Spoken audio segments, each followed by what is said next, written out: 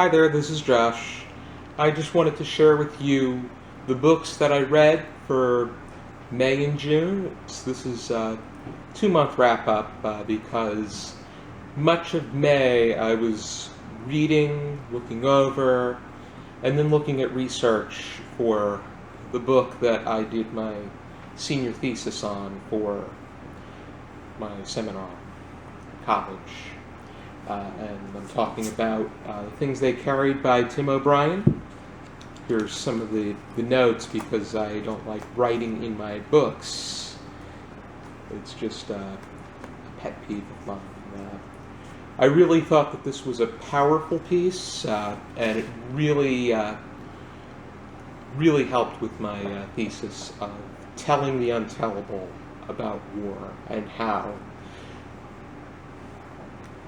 being in war is actually the most authentic way to tell a true underlined, bolded, italicized if you want.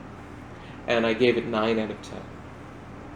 Next thing I read was to prepare for the 4th season of Literary Gladiators. This is something that Charlie recommended.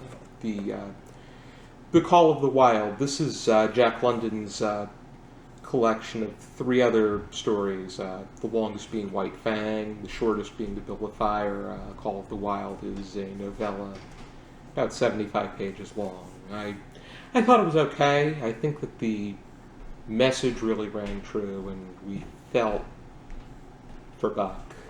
But I gave it 6 out of 10. I only thought that it was okay.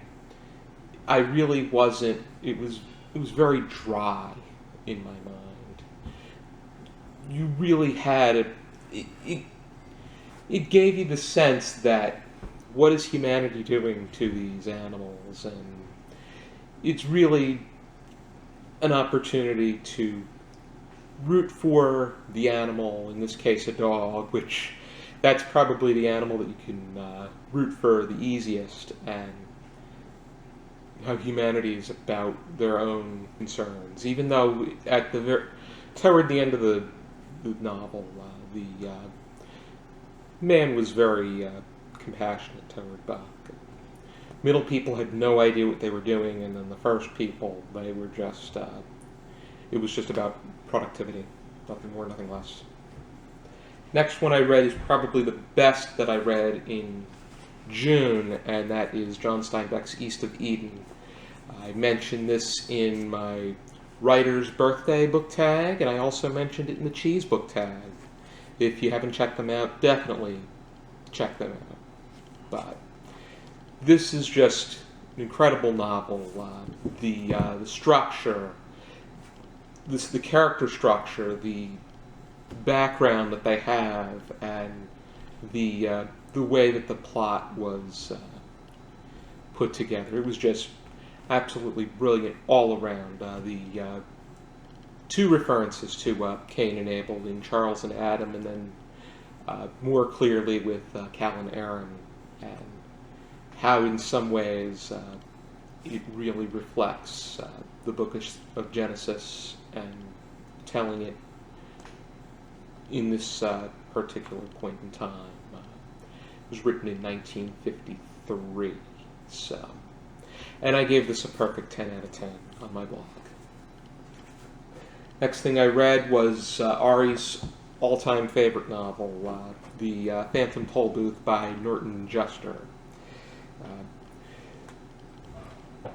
The one thing I enjoyed about this book was the idea, the absurdism that really digs into the ideas that, before saying that this world is so bizarre, look into your own world and figure out what is so normal about your own world before making any judgments. But Phantom Tollbooth explores the different little elements of life and brings them into question as Milo makes his way into the particular universe that were the different countries that these people live. I gave it 8 out of 10. Most recent book that I finished was a recommendation from Around the World in 80 Books. It was their book of the month for the U.S. state of Nebraska, and talking about Stoner by John Williams. Even though most of it is set in Missouri, has to do with a man who grew up on a farm, goes to college. His parents sent him for agriculture, but he realizes he wants to study English literature. And it talks about his life of being a scholar, but also the difficulties of his peers and his wife that he really only gets together with because of that physical attraction, but then realizes he really doesn't love her. And it's just incredible, the existentialism that comes with the craving for intuition, the fact that William Stoner does not lean on peer pressure and conformity to make his decisions, but instead the ideas of what he feels is right.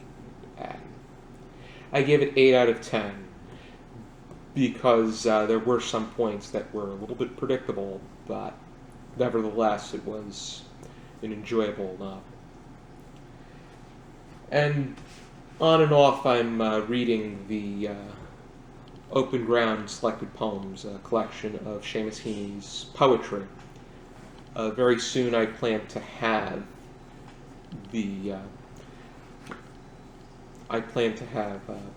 a blog post up on Caponomics. I'm going to be discussing some of his earlier works, and I'm going to make my way through this here and there. That's the thing with me and poetry collections. I'll read a little bit, and then I'll read something else, then come back, go read some other poetry collections. The novels I usually just read right through. And currently, as we speak, I am reading Thomas Jefferson, The Art of Power by John Meacham. Thomas Jefferson, I must say, is just a brilliant man, and I really think that he was essential to creating the foundation of what America stood for. I'm really looking forward to digging deeper into this work. Alrighty then. Put them in order. Here we go. This is what I read last month or two. Be sure to check us out. Check out more of our videos. If you like this video, like, comment, and subscribe. And I hope to see you soon. For now, keep reading.